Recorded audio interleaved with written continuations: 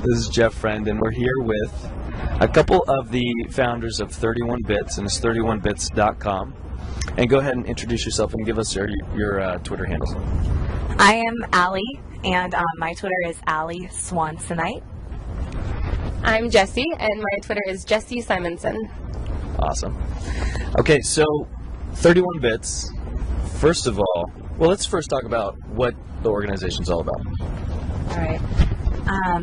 We work with ladies in Uganda that make jewelry, like what we're wearing, out of rolled recycled paper. So every bead that you see is actually made out of paper, and we employ these ladies. Currently we have 63, and we're in the process of hiring on about 23 more. And we work with these ladies to make this jewelry, and then we market it and sell it in the States, and then the money goes back to them. And we have a development program over there where they're not only making an income and providing for their families, but they're also learning English lessons and financial trainings, and they're opening bank accounts and starting a future of their own.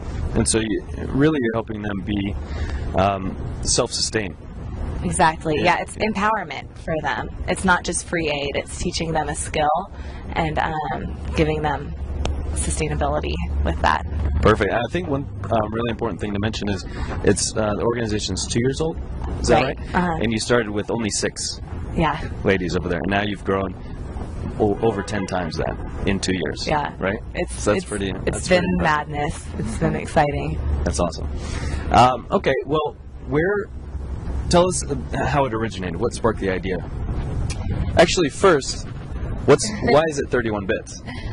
It's called 31 Bits.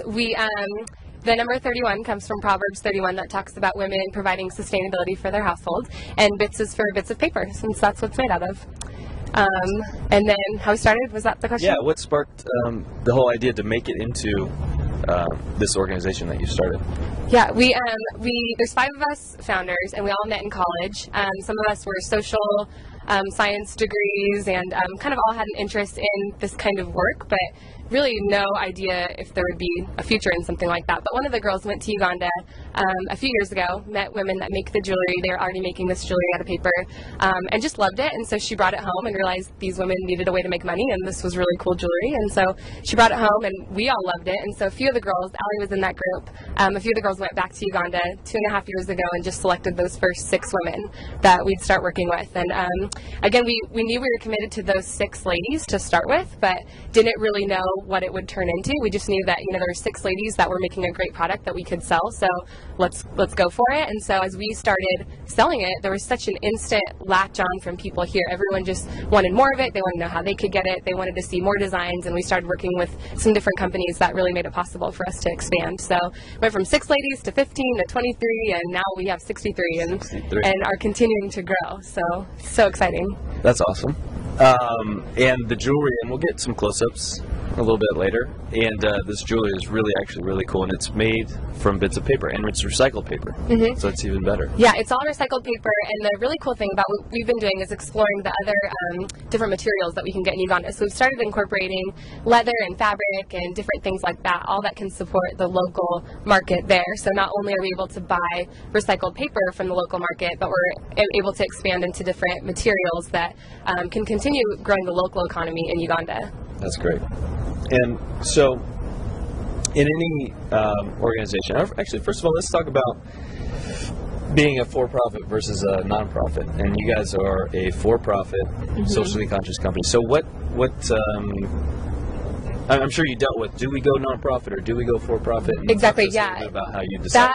There was definitely a big discussion in the beginning, how do we want to run? How do we want to be set up? And we realized that going the route of being a socially minded business, which would be a for-profit business, we realized that we had the potential to be a company that was actually paying fairly for products, and we're actually giving people a route to buy jewelry, a product that people are buying anyways, give them a way to buy these products fairly. So we're really excited to say that we've been able to support probably 99% of what we do just off of product sales. And so it's really given us confidence in the kind of product that we have, that we're selling to the same market markets and the same people that any major company is also selling to, and we're able to do it running fairly and being really conscious of who are the hands behind this product. And so not only are we able to sell what they're making, but like Alli was saying, we're able to also use this money from each product sale for development programming like finance training and English lessons and health education and vocational training. So yeah, that's kind of the reason we went the for-profit route, and so far we've never looked back. Like, it's been such a great experience, and we've been able to just partner with some great companies because of it. So yeah. Well, let's talk about that. So which I know you guys are up to some big things. Yeah. And you've partnered with some big companies. So tell us a little bit about a couple of the companies that you partner with. Yeah, one company that we've really been blessed to be able to work with is Reef Sandals, and they're the largest sandal company in the world. So it's been a huge privilege for us to stand beside Reef, and we came out with a sandal, I guess about a year and a half ago, or even 2 years ago, called the Ugandal, and it had, it's brilliant. It had 2 strands of beads on the sandal. It was like a little T-strap sandal, and it sold out. Like, the stores couldn't keep them in stock, and that was exciting for us because we were, it was a big leap of faith for a company like Reef to partner with such a grassroots organization like ours, and we really wanted to make sure that those sandals were going to do well, and they did. And so Reef came up with a whole new style of sandal. We called it the Ugandal 2, and that was released last year, and those have been doing amazing. The Ugandal 3 is coming out in the next month, and they've got a bunch more styles in the works that they want to try. So it's been sweet to see people appreciate that, and actually the Ugandal 1 is up for a SEMA award, which is a big deal in the surf industry, for best environmental product of the year. So it's been sweet. Huge. Yeah. And you were saying before that Reef hasn't ever been nominated? No, Reef has been nominated, but this is one of the only. This is a big deal. They don't normally. I think this is their only nomination, or they have like one other one for this year. For this year, yeah. That's huge. Yeah. So it's sweet that people are getting behind it and like it. Well, it's such a cool idea, and it's a really cool product.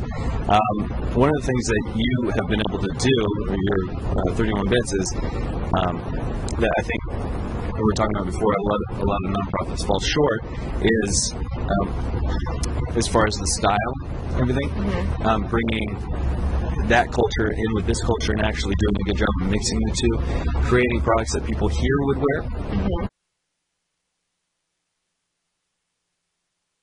Okay. This necklace is called Alba.